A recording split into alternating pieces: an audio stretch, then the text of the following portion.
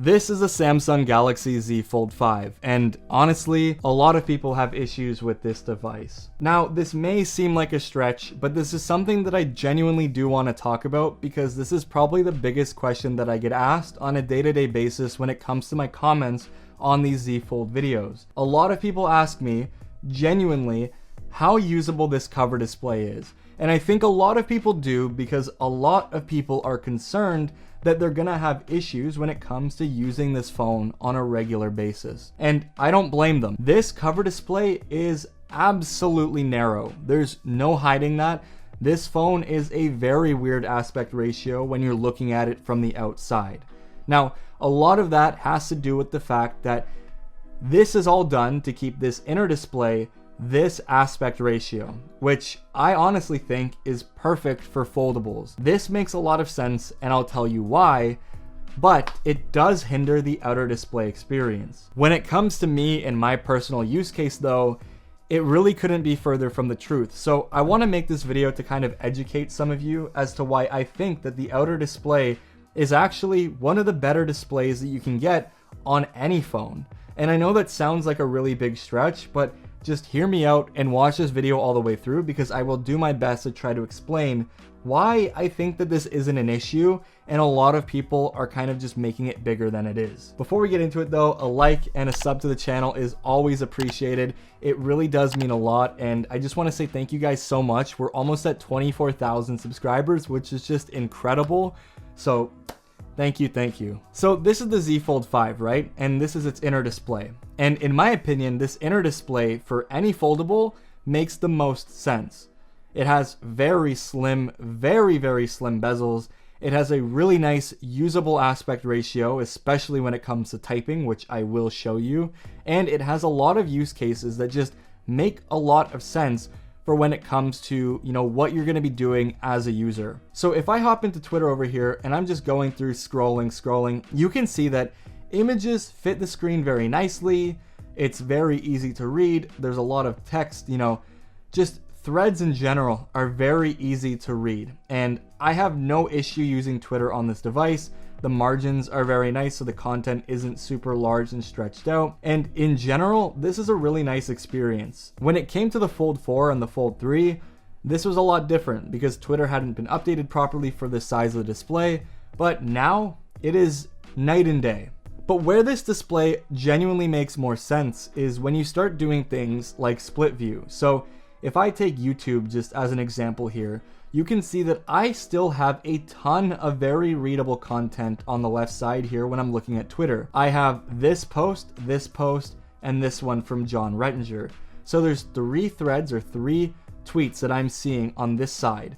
Now, if I go ahead and rotate this device to an aspect ratio that's more akin to something like the Pixel Fold, it starts to get a little bit more cut off. And I think that this is a problem because it kind of starts to really condense all of the content that you're viewing. And in my opinion, this is just not a very good experience. I really wouldn't want to be sitting here looking at this on the left side all day because I just genuinely think that this is not that great. If you're reading, for example, a really large thread, you're going to be missing out on some of the images, some stuff is going to be cut off, and overall, this is not ideal. But when you rotate it like this into portrait mode, how the phone is supposed to be laid out, like I said, it just makes way more sense. And you can stretch it, you can make it a little bit bigger if you want, but you're going to be getting all of that content on the left side because of how tall this display is. Now, when you're looking at something like YouTube, you have a ton to view. You have a lot of different thumbnails to click on. Let's go ahead and click on a video.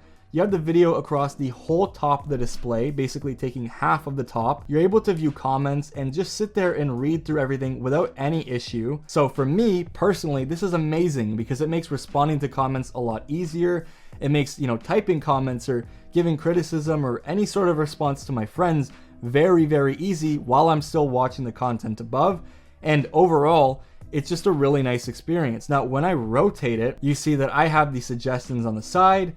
I still have the comments over here, and everything is just very easy and laid out very thoughtfully on the Fold, and a lot of that is just due to this display's aspect ratio. Full screening that content, you can see that it gives me a very large viewing area, and if I wanted to sit it down and put it into like flex mode for whatever reason, I am actually able to sit here and watch my content while my phone is just laying on the desk. So there are just a couple of benefits to this inner display, and I think that is why Samsung is genuinely just hindering this cover display, because if they made any changes to what this inside display looks like, it's gonna have a really big negative user experience impact. For those that are concerned about typing on this very large display though, this is a typing test using the split keyboard. And see, that was very quick. I had absolutely no issues, no spelling mistakes whatsoever. It is just very easy to get used to and genuinely make quick work of. And this is just something that I think is very novel about the Fold. Yes, it is a very cumbersome device. All foldables are, but once you get used to them, it is second nature, and it's not something that you genuinely have to think about. Moving on to the inner display though, because this is obviously the biggest point of contention, things are a little bit different. Now, when I show you Twitter, for example, you get a lot of viewable reading area. Everything is just very nice, very tall, and you're able to, just like when you're in split view, see a ton of content stretched out throughout this display. Now, one thing about this device that's really nice is because of its nature and it being a lot more narrow than other phones, I'm actually able to grip around the device, and this makes reading in bed or doing anything while I'm laying down just a lot better because I don't have to worry about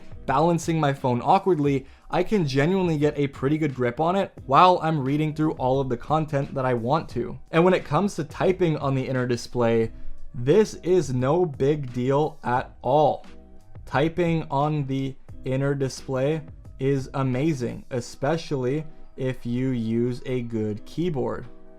Now you see there, I did make some spelling mistakes, but I'm using Gboard here, and the autocorrect feature on Gboard is absolutely amazing and makes very quick work of, and really does improve your typing. Not saying that I'd be able to type any better than this on any other phone, but I'm just showing you that it is a very easy phone to type on, whether it's two hands or one hand, which I'll get to right now. This is the one hand typing experience. Yes, I made some spelling mistakes, but like I said, it fixed it. And one thing that I really like doing on this phone is swipe typing. So I'll just give you an example of swipe typing right now. There we go. Swipe typing, very easy to use. And the thing that is really nice about this, and the thing that makes this very nice, is that you're able to do this while you're out and about. It's very easy to hold on to the phone, it's peace of mind, and there's nothing limiting you, whether it's from typing two-handed or one-handed. When it comes to something like an iPhone 14 Pro Max or an S23 Ultra, I always had trouble typing on those phones while I'm on the go. I would probably have to put my coffee down and actually sit there and send a text properly just because I can't for the life of me type one-handed on them. But when it comes to this phone, it doesn't matter whether you have a case on it or not. One-hand typing is very easy to do. Speaking of case, I'll throw one on here. This is one from Spigen. It is the Slim Armor Pro. One thing about this case that is nice, and I'm sure a lot of people will like, is that it does increase the width of the phone overall. So if you do have bigger hands and you do have trouble typing on the inner display, this will give you more of a grip to be able to do so. I have smaller hands, and I think typing on the phone without a case, even with a case, is very easy and accessible to me, but for those that are having problems with it, just find yourself a good case. That being said though, I think that this phone's cover display, there's absolutely nothing wrong with it. Now, when it comes to this cover display, I'm not gonna go ahead and say that I don't think it should be any wider. I feel like a few millimeters at the most would be a lot to make a lot of people change their opinion about the device. But you don't really know what this experience is going to be like until you actually have it in your hand and use it on a day-to-day basis. And remember, going from something like the Z Fold 3 to the Z Fold 4, while it was a very marginal increase in the width of the display, it made a lot of difference when it came to typing on it. So now that this display is the same size as the Z Fold 4, I don't have any issues with it because I did daily drive the Z Fold 4 for quite a long time. For those who are just kind of on the edge about it, I urge you just to give it a try. If this is a phone that you're most likely going to buy anyway, don't think about the size of the cover display as something that's going to hinder you. Think about it as something that you can actually utilize as a tool, because this phone is meant to be opened up. This phone is meant to be used from the inside. That is the whole point of a foldable. You're not meant to spend most of your day on the outer display. And if you're planning on doing that, this phone isn't for you. This phone and other foldables aren't meant to be used spending each and every waking second on the outside, because what is the point? This is not a tablet replacement. This is not a laptop replacement. This is a folding phone. This is your phone. Not this. This. This is just one way to have access to your device without having to open it up every waking second of the day, so you can get quick things done. And so if you're genuinely going to use the inner display for most of your tasks, you're never going to have an issue with the cover display. And the longer you use the device, the better you're going to get at using and actually utilizing the cover display, and you'll quickly realize that it's not a pain in the ass like others are making it out to be.